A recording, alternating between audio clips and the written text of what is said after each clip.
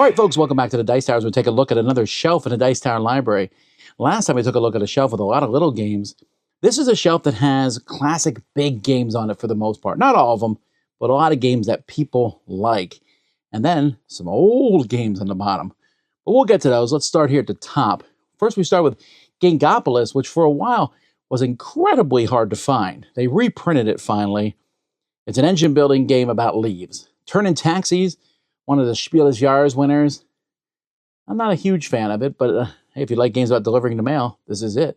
Bosk, a game that taught everyone who played it a new word. Galilean Moons.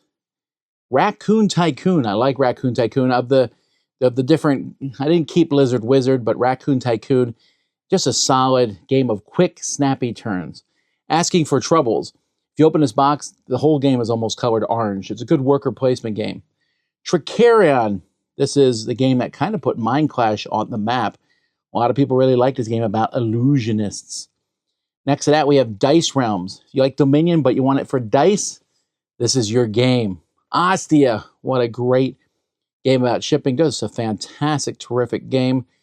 I would have 2 copies probably, but it's a hard game to get a hold of. Darwin's Journey, the collector's edition from Thundergrift, a very big game. Mythic Mischief from IV Studios. And then the Everdell group, My Little Everdell, Everdell, and Everdell Farshore. Now, we have the newest Everdell, but it's not up there yet. We'll see what people think of it when they play it. Shelf 2 is just classic games that people want to play all the time.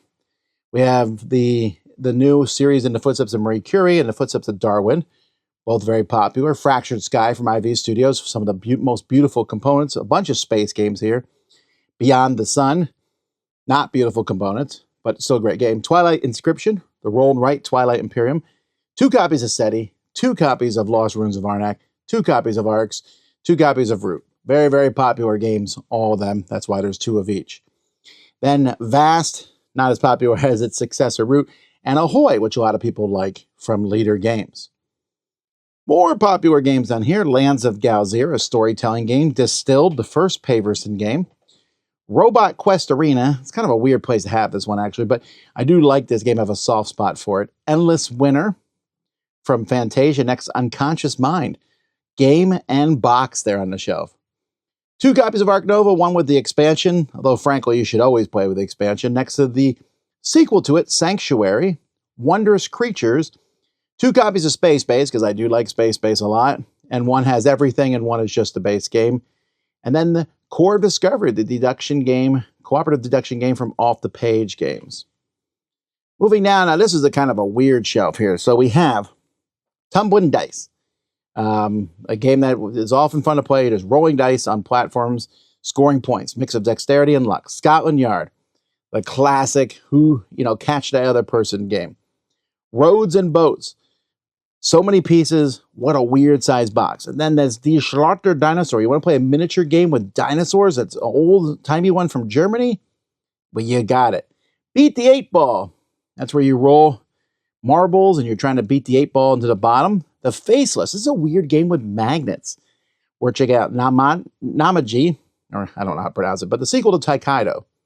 Monopoly with all the expansions. So I know people don't want to play Monopoly, but if you want to play with those silly expansions, Iron Farce, which is a follow-up to Ice Cool, and Box Stop Pinball Haunted House, which is kind of like Tumbling Dice, thus the same shelf. On the bottom, we have Tidal Blades. Oh, beautiful game, but what a ridiculously sized box. Clue, the Great Museum Caper. Even if you don't like Clue, you should try this game out. It's like Scotland Yard. One person's stealing paintings, everyone else has to find him. Mechs versus Minions. You want to play this amazing cooperative game? Then Marble Bobsleigh, a game where you blow marbles down paths. I'm not kidding. That's what it's about. Then The Witcher, Old World. The DC deck building game. I have a lot of different cards in there. Not all of them, because that would require an entire shelf. And then Magical Athlete. This is my custom version, but they just released a new version of it.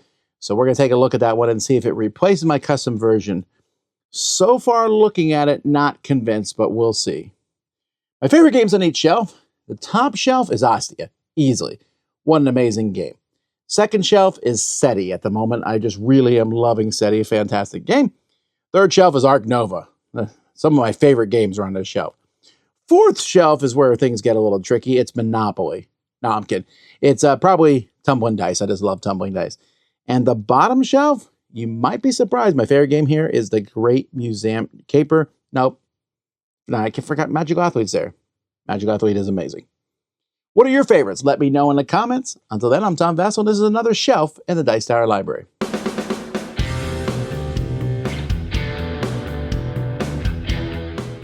Hey folks, thanks for watching another one of our videos. If you like our videos, if you like our channel, you would love to game with us at one of our conventions. Check out Dice Tower Cruise, Dice Tower East, and Dice Tower West.